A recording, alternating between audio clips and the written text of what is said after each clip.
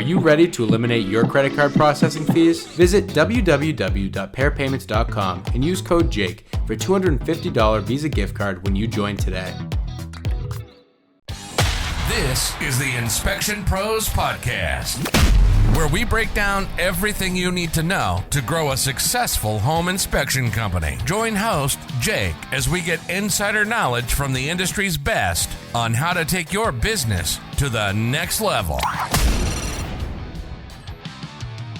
Welcome back to the Inspection Pros Podcast. Today, I am very excited to once again have with us Matt Smith, the owner of Ace Home Inspections of Upstate, New York. Matt, it's a pleasure to have you here today. Yeah, I'm happy to be back, man. I always love to give some value to people. You know, we just got back from the Inspection Super Conference, so I have a lot of new people that I've met, and you know, I like to find different ways we can help some people out who might be struggling in the industry. There's a lot of new people coming in. You know, find creative ways to make things better. Absolutely. And when you talk about creative ways, these creative things you're doing, I see all this creative stuff you're doing, and we're going to point people where to go find that on your Facebook and stuff like that so they can take a look at it. But Matt is doing a lot of creative stuff, whether it's collaborating with vendors and events you're holding, stuff like that. We had some great conversations in Indianapolis. As Matt said, we just got back from the Inspection Super Conference, so the audience is going to be very lucky to hear about some of the great conversations that went on there in these next coming weeks on the podcast. But I do want to get into what you're doing to collaborate with vendors, the events you're throwing, and just some of that creative stuff. So I'm very excited that we'll be able to get into that today. Yeah, it's really good, and it benefits everyone. Right, so it's not buying lunch for an office, or it's a great benefit, and everybody kind of gets out of it alive a little bit. You know, you're not investing thousands, and I figured out a really good way to make this work. And yeah, we'll definitely get into why it's a good idea. Having a party or an event is a good idea, but why it's a good idea, and really what went on in my brain to make it work, because it wasn't just to have an event. There was a big method behind it, and it's been very, very successful. So before we get into the methods that have been successful for you, I just want to say to anyone out there, because I usually say this at the end of the episode, but I want to say it at the beginning now, in case you don't listen the whole way through. The next coming weeks, we're going to be having a great, fantastic roster of guests coming out of these events, experts in the field, the movers and shakers, who are people you're going to want to hear from and get a lot of value from these podcasts. So if you have learned anything in these podcasts, please do me a favor, subscribe, rate the episode, review it. But most importantly, if you know a home inspector who can grow their business and learn from something in these podcasts, please share it with them. So Matt, with that said, let's get into it. What have you been up to? What are you doing that's different and creative that you want to share? Well, obviously your biggest market's going to be real estate agents that you're going to market to. I've been doing this for 14 years. And it's not just the relationships that you make with the agents, it's the relationships that you make with the vendors too. And I think they get overlooked quite a bit. Mm-hmm. There's a lot of marketing to do there. Furthermore, a lot of these vendors may work with agents that you don't work with. So if you can put an event together with a good relationship, there's a lot of bartering you can do, and you can mitigate a ton of costs. Our parties are $10,000 and up, and people go, oh my God, that's so much money. But when you split it up between 10 people, it's only $1,000 per person. You're taking 10 people's networks, bringing them together, and you're offering a free event for the agents. People want to spend money on sponsorships. They want to spend money in some form of marketing, but they'll pay for something like Real Producers, which the ROI is not that great, and they do have a party, but it's a few $1,000s a year. So if you can do 3 events in a year that are $1,000 or less, you're essentially doing what Real Producers does, but you're collaborating with your own people. So that's kind of the biggest idea that we got. Furthermore, people want to be around the guy who throws the parties, right? So if I ask you who you'd rather go to a party with, it's going to be, or do something with, or who's most interesting, or who's most captivating. It's generally something like a little bit of an edge. So you want to be that guy that everybody's trying to get into their party, right? So it creates some exclusivity. It creates some buzz. People, Matt's throwing another party, a Matt Smith event, and that's kind of what people say. Matt Smith event, I'm in. That's what they say. So we have our fans that follow us. They come into every party. But that's the whole premises of doing all of this is to commingle everybody's networks. And we're in a very small market. I mean, we got 12,000 home sales this year. It's not a stellar market. But the relationships are very, very small, and trying to go out and do these all on your own and go into office meetings and people don't even have office meetings anymore. We try to do that. We send our marketer around, and she's just, they're all Zoom. And no one's paying attention on Zoom. They don't care. I found it to be pretty much a waste of time. So you have something more deliberate. You have these parties. We rented out a huge banquet hall a couple of months ago. We brought in casino tables, and people bought the casino chips, so we were able to bring in revenue for that helped pay for it, plus sponsorship money. So we're actually able to make money off of the events rather than just paying out money. So you use those connections, and we're putting it all together. So it's not as if we really make money, because the staff and myself are working on orchestrating putting these events together. But there's all kinds of different things that you can use. We were going to, and we still might, a comedy roast for an agent who's got a pretty big personality, and I mean, people will pay for that, right? They love that stuff. But try to barter with some of your other vendors. Like if they have a huge hall that you can use where there's ample seating, etc., you can barter with that. Be a sponsor in this event. Why don't we use these rooms that you may have? Usually credit unions or banks will have some form of a room that you can use. And try to use their services as a form of sponsoring, a photographer. So they're trying to get in front of real estate agents as well. So you all have the common goal. You're trying to market to agents. They, I'm careful what I say, but they're used to being pampered and taken care of, right? So they don't want to typically pay for things. They don't, they just, and rightfully so in some ways. They're the genesis of this referral chain that goes through the industry. So they should be sort of taken care of in a way and do that. So you're able to put something on that's really, really good for them.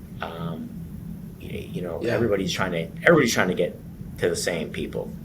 So collaborating and bartering, it saves you from having to spend money, right, on a photographer or on this, right? And I mean, we've never had a photographer at our events, but we had somebody with a photo booth, and just different things that you can do to church it up a little bit. These are just ideas that we do, and we have not paid for one event. Wow. It's just our time that's gone into it, but we have not paid for one event. And I know your time is valuable. So I know your time is valuable. So one thing I want to talk about is the value you're able to get out of using other vendors as partners here. We've said on this podcast before that you can move faster by yourself, but you move further together. So I think that concept applies here, because if you're doing an event by yourself, you might be able to do an event where you can make all the decisions and it's only $1,000.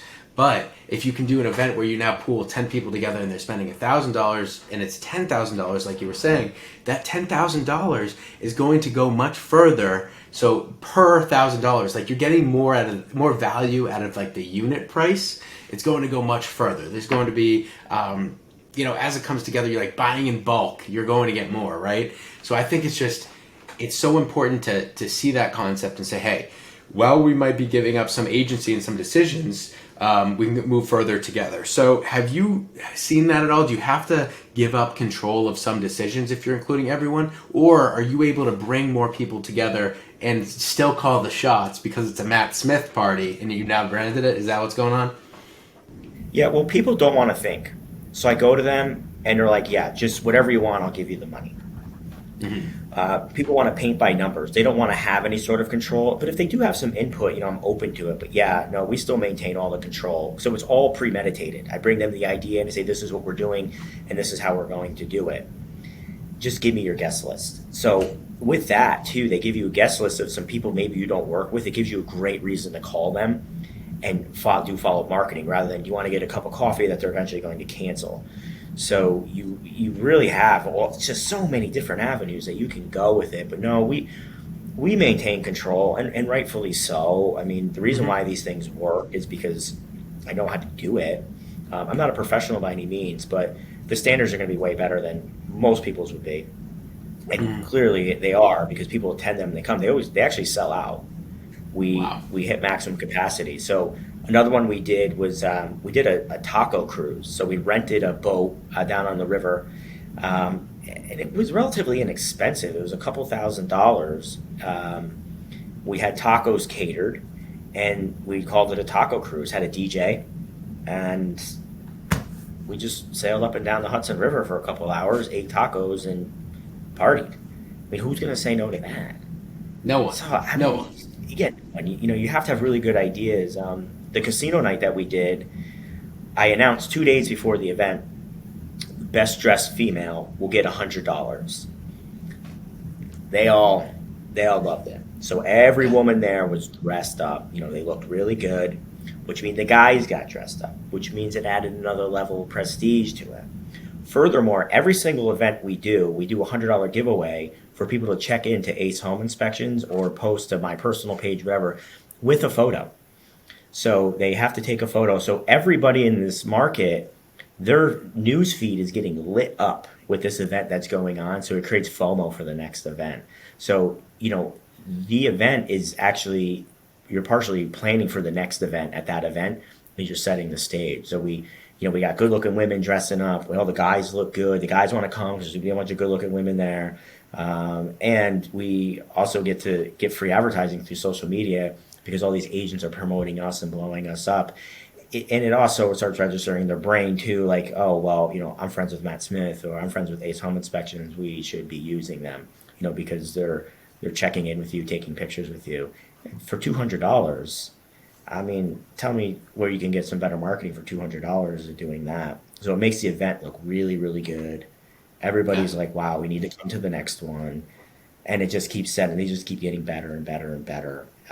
They've been really good ideas. We're having an event next week. We're bringing a speaker, and so it's more of a business networking event. It's not a party. Bringing a Disney executive to talk to across all businesses. So if you're that connector, people want to be around that person too. But anybody who sponsors it gets 5 general admission tickets. They're only $25, but they get them for free. But I tell people, use this to leverage, any business relationships you're looking to do.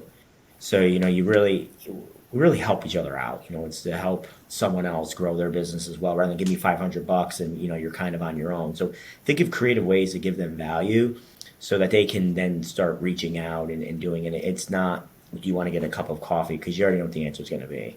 They won't even answer the phone. But I like you to be a guest to this event that I'm going to, or someone that's already given you a lot of business. Hey, I'd like to show my appreciation. Do you want to come to this with me? And it's actually been well received. It's going very, very well. So those are really good ideas to do because it keeps you in really great relations with the vendors. So, you don't really have to market as hard to a vendor, as you do to a real estate agent. How much money and time do you put into maybe trying to market to an office or buying a lunch or something else? I mean, you can get a much higher ROI and not even pay anything. But, you have to be a specific person for that too. Pretty friendly. I get along with everybody, charismatic.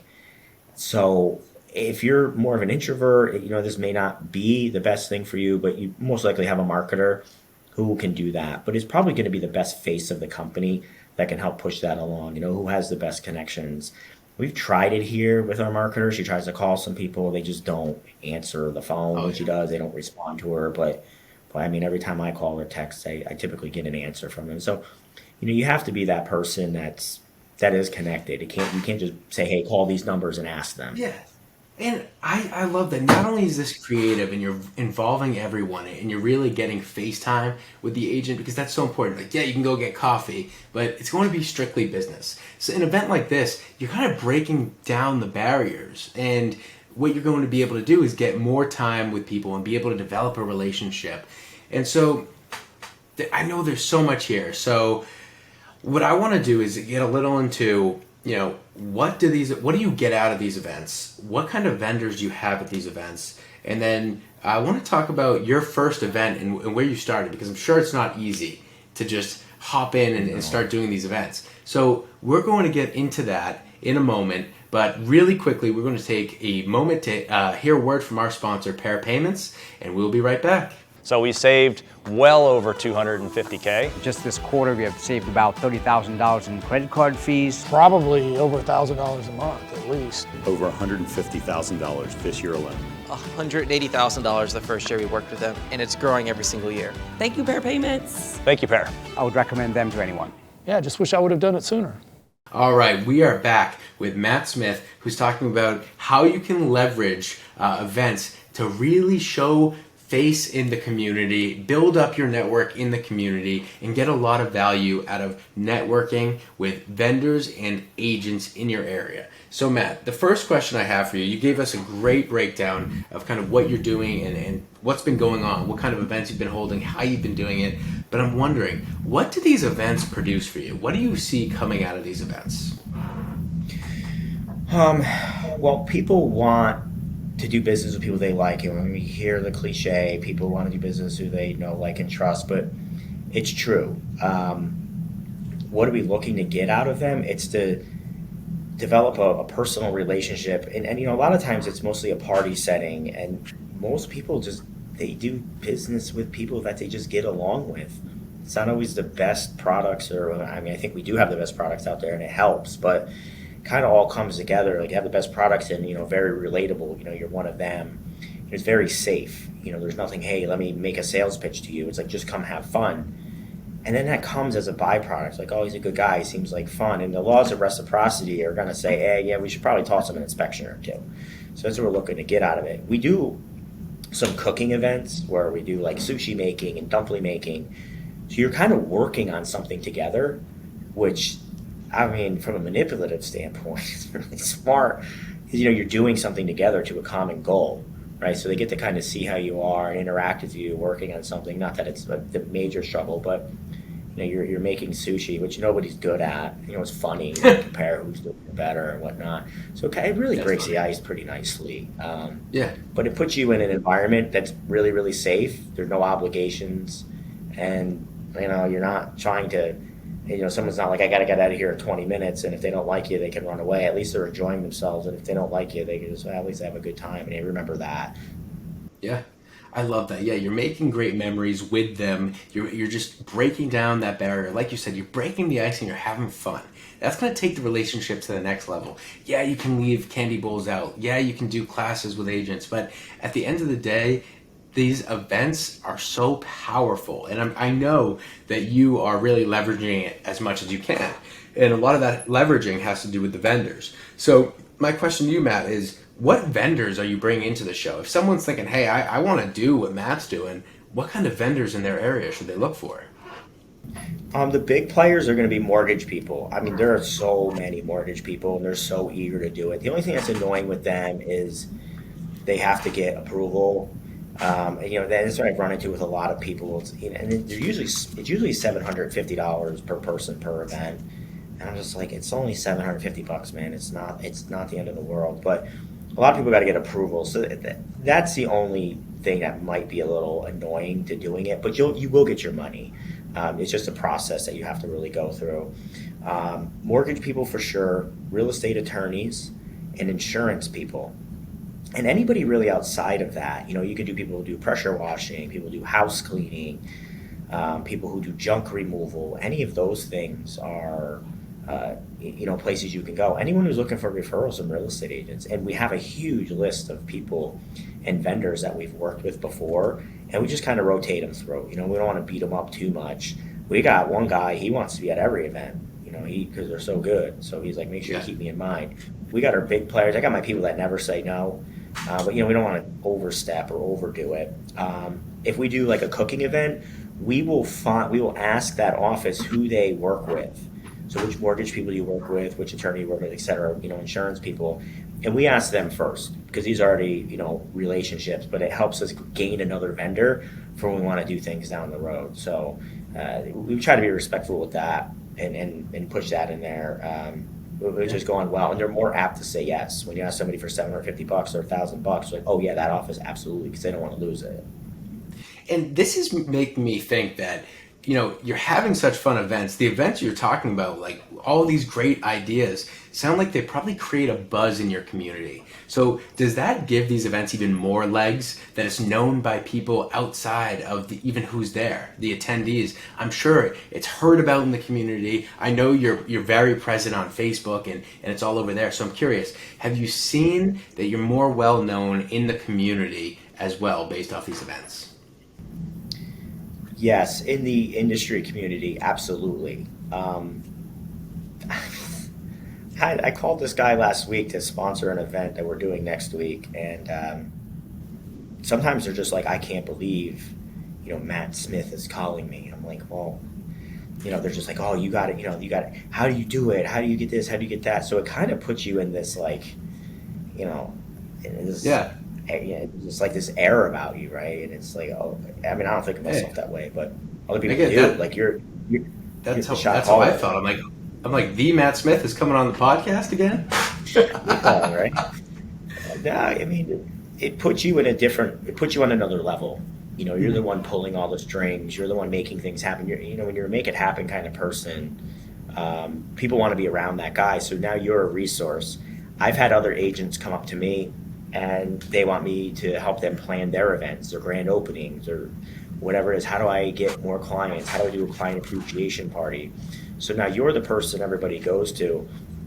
When something may seem larger than they can handle or do, everybody can do a lunch. That's not too hard. But an actual event, it's going to cost 25, 30 grand. How do we do this and not spend 25, 30 grand? I'll tell you exactly how. And then I have my contacts and my people. So it's made people come to me. So people come to me now. I don't have to go to them. Same with the agents, go to them. Or they come to us rather than us going to them. When's the next party or when's this happening? And so that's they want to know. And then someone will send me, a message on Facebook. Oh, can I bring my friend? Can I bring my husband? Can I, and it creates interaction with them. They're now asking you for things. So you really get to flip the tables instead of you just begging them for, an inspection, please. So it makes you look like a really good person too. And, you're giving them something, and then all you're simply asking for is like, can we just get a home inspection out of you, And it's going really, really well. I love that dynamic of what you just said, like pulling people towards you. It's like the difference between push versus pull marketing. Instead of really pushing stuff out there and saying, hey, come work with us, what you're doing is you're making yourself positioned to look very favorably. You're making it so that someone wants to work with you, right? So at the end of the day, they're coming to you. You're pulling people in. And I'm sure that your money's going further that way. So the problem with that is I'm sure there are a lot of home inspectors who are thinking, oh, this all sounds great, but Matt's been doing this for years. I can't just throw this massive event and have it be successful. So I'm sure that there was some evolution along the way. And so my question to you is, what was your first event and how did that go? How did you start it? And if you were talking to a home inspector who's never done an event before, where would you tell them to start? Our first event was a year ago. Which day, the 20th? Yeah, it was the 24th. It was our first event. It was a taco cruise. It went really well. If I was a newer inspector, I would have a higher ROI. I mean, we have about 2,000 real estate agents in our system, which means we've contacted them and done them, and there are 3,900 agents in our area. So that's a pretty good number of people that we've contacted and connected with. So most of the people that come to the event, we have done business with them in some form, but retaining your referral sources is just as important as getting new ones, in my opinion. We get some people that kind of stray away from us. It kind of gets them back. A new inspector is going to be marketing to real estate agents. It's going to be much easier to market to vendors. I mean, what mortgage person would want to sit down and be like, hey, I just want to hear what you have to do? And you could put it in a way where you say, I just want to learn about your products. They were there. If I'm out there and I'm talking and meeting with anybody, and it's kind of a done deal because they're used to being like blown off and not being able to meet up. You're probably going to meet up with them. I found the vendors are a little more reliable to meet up with, but you should market to them the same way. Their relationships are good, and you never know who they know either, right? You can always follow it up with, oh yeah, this agent I know was just complaining about our home inspection. So they're just as important to market to as the real estate agent is. So I would just do your coffees and your lunches with them as well as with your agents, and get them on your belt. There's a ton of mortgage people. There's a lot of attorneys. There's a lot of insurance people. That's where I would start first. And then you have your other people with your restoration companies, your mold companies, your radon companies, anything pertaining to the next step after a home inspection, contractors, asbestos removal, any of those will work. They'll participate. And if you can get enough people into the room, it's very cheap. I mean, $500. Even if you did, every other month, it'd be $3,000 a year. It's still cheaper than a real producer's subscription, which they only have one party a year or two a year around here, and they're not very good. These events are aimed for fun. We want to create a buzz. It's not. We're not really glorifying anybody, not even myself. There's signage around from the sponsors, but it's just all about everybody coming and having fun. We get them all in the room, and then it's up to them to kind of get to convert them and talk to them. We'll get you in front of their face. It might be a lot of people you've been trying to get together with. Just put them in a room. That's up to you. You go up to them and talk to them, buy them a drink, do something in that way. And you're a sponsor, so they kind of have to thank you for being there. Yeah, exactly. And do you see as well that having them all in a room is beneficial because you get the social validation? You can say, hey, this guy sends me people. Why aren't you sending me people? Like that kind of thing where, hey, they trust me. You should be trusted. That kind of thing where relationships build on each other. Do you see that at all? Yeah, definitely do. I mean, some people have some pretty big names in there, and you're like, oh yeah, you want to get in front of that person, and vice versa. That's kind of what you talk about. That's what I'm doing now. Hey, I can get you an office meeting with these couple of people, or with this girl or this guy, and that's how you got to be willing to take care of them too. It's not all about, okay, how are we going to fund a party? It's like, yeah, you're funding a party, but you want to find other ways that they can leverage this party, your connection and their connections as well, to give the best reach. You want multiple ways and multiple reasons to have to call people, email people, text people, and not just to offer your services. So yeah, it definitely creates that. I mean, that's our biggest priority is to create the best marketing opportunities for one another. And I mean, yes, it costs money to throw a party and do, but you can't be all about, oh well, let's see how many sponsors we can get, and let's see how much money we can make. And you're gonna end up like real producers, because quite frankly, they don't do that. A lot of these advertisement companies, they don't do that at all. They give you a shout out on social media and 3 people like the post. You can do some videos, you can take some pictures, you can put it in the events page, you can do all sorts of different stuff. Put it in your story. You put something in your stories on social media that gets way more views than your news feed is going to. Videos get better traction. My videos usually do pretty well, but again, if you're introverted, it doesn't work so well. But you're going to want to make sure you have somebody on there that people have a big reach and a big following with. Also, nobody wants to listen to you talk at the camera. They want interaction. So when you do some sort of interaction with somebody who's well known, people like to see that more. They want to see some sort of a dialogue. So it gives you all these options, all these opportunities to just do all sorts of different things. And have some creative and organic content rather than, a photo of me doing something, home inspection related. And so another question I have for you, Matt, is if someone's hearing this and really interested, but they want to know what does this look like? What does the promotion look like online or anything like that? Do you use mostly Facebook for the promotion? And where could someone go to find you on Facebook to kind of see what these events look like online? Well, I mean, you have to search Matt Smith, so good luck. There's a million Matt Smiths. Yeah, that's tough. I know. I use email marketing. We have an iContact account with every single real estate agent's email in there, so we send it out to that. Phone calls, follow up. I'll call brokers that own offices. Hey, we're having this event. We'd really like it if you can come. Facebook and social media seems to be the best reach for these people. Again, the algorithms for Facebook really help you promote an event. So what I'm going to do later is I'm going to have some friends of mine post in the event page, even if they can't make it, write something, hey, would love to be there. I'll be out of town. So it starts getting that algorithm going, it starts bumping it up in there, but it will show up on everyone's newsfeed. It loves events. So the more likes you get, the more events, responding to messages, etc. You're pushing it out there. That I feel like has been the most effective way. Email, I feel like is the least effective way to communicate, because a lot of stuff gets sent to spam. People just don't open it. They delete it. But when it's on their newsfeed, they have to see it. I put it in my story. I use other people to help promote it who are going to be there. I don't even mind letting somebody into an event for free, if they can help promote and do. And that's what we're doing next week. I have some well-known business owners who are bringing me sponsors because this one's very expensive. And then in turn, they just let them into the event for free. So you use other people to leverage. So it's all about the connections. I mean, there really isn't anything I could say that's going to really get you anything organically. It has to be relationships you already have. And that's kind of what we learned this time around. This event coming up next week is different than the other ones that we're doing. And it's really tough.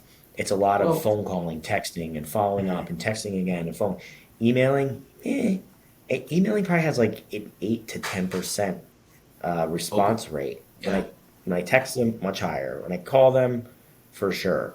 Messaging, through social media apps seems to do pretty well too.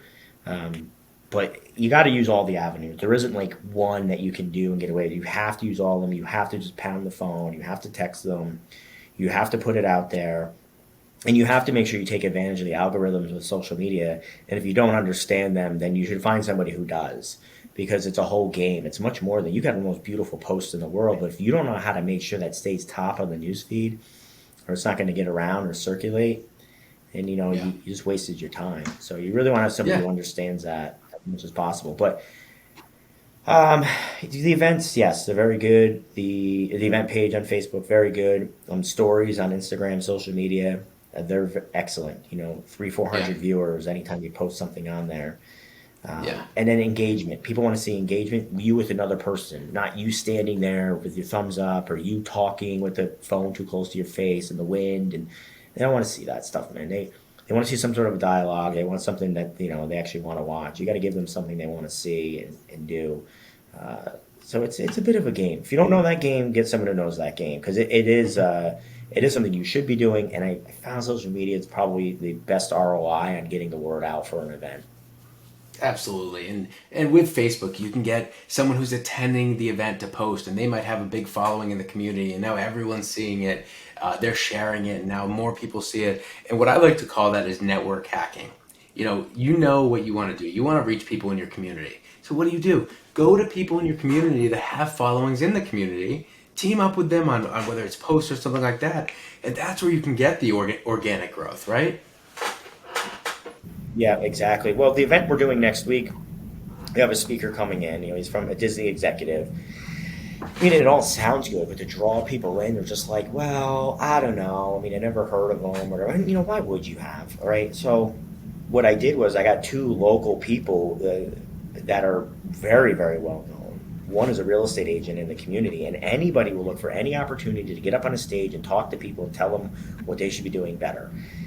And that's going to draw in real estate agents. The other guy's going to draw in other business owners, and that's exactly what they've done. They've done that for us, and it's worked out really well. It was very, very smart. But you can't do it all on your own. Absolutely not. Doesn't work that way. You need to, and the thing is, you got to follow up on these people. If you're working with other vendors, other mortgage people, other attorneys, you have to just constantly, hey, I need you to send this email. I'll even write an email for them, send them a template, just change the name. That's it. Send this out to, a few people, share this on your social media, and do.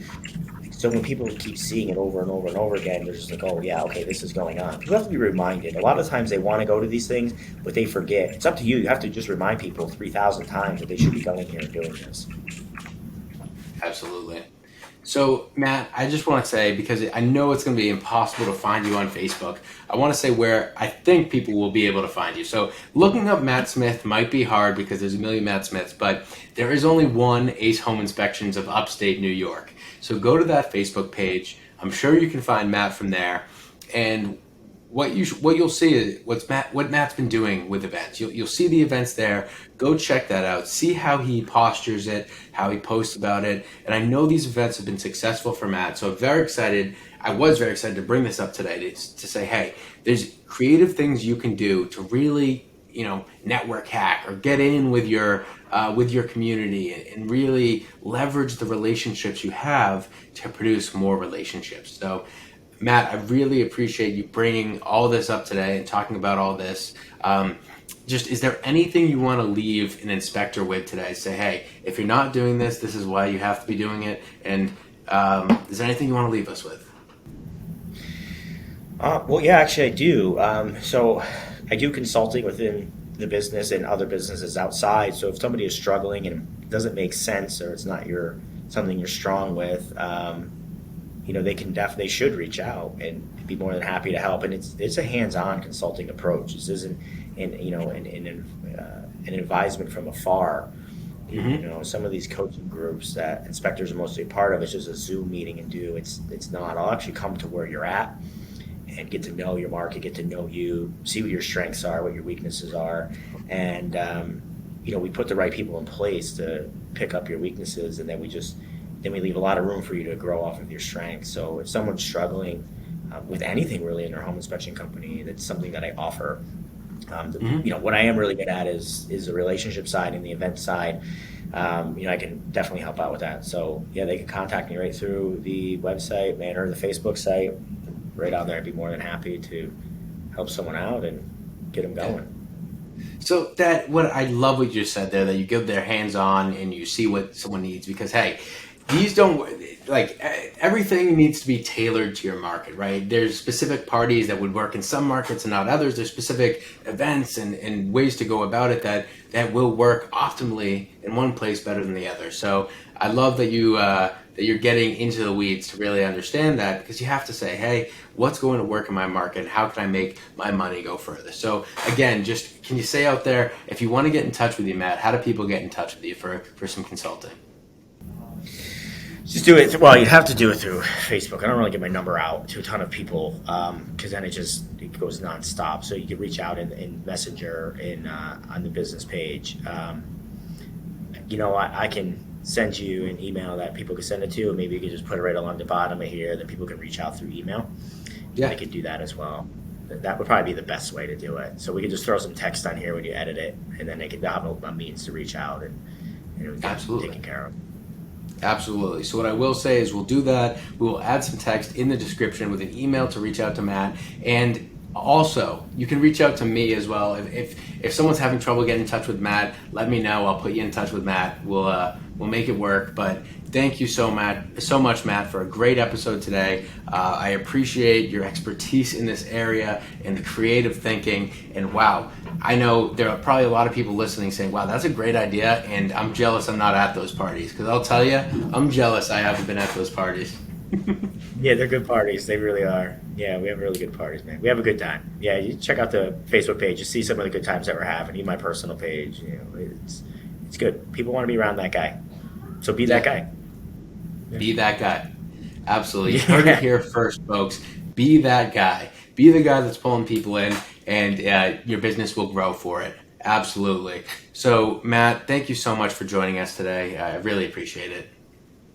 Yeah, man, always a pleasure. If you get any other questions, anything I can do in the future, bring me back on. Be more than happy to help out. Absolutely. Matt, you were one of our first podcast guests, and you've been on here multiple times, maybe more than others, and we love it. Thank you for joining us again. Thank you to everyone tuning in. I really appreciate it. And as I said at the top of the show, please like, subscribe, review, and rate the show, and share. please share. That's the most important aspect. If you think that this podcast can help someone grow their home inspection company, please share this episode with them, and let's help the industry evolve together. So thank you, Matt, for sharing your ideas. Thank you to the audience for tuning in, and check out the coming episodes with an amazing roster of guests we have after coming off of the Inspection Super Conference. So thank you, and we'll see you next week. Bye, guys. Thanks for listening to the Inspection Pros Podcast. If you haven't subscribed, go ahead and smash that subscribe button. And don't forget to hit the bell so you won't miss our next episode. This episode was produced by Jake Aronson. This has been a Pair Payments production.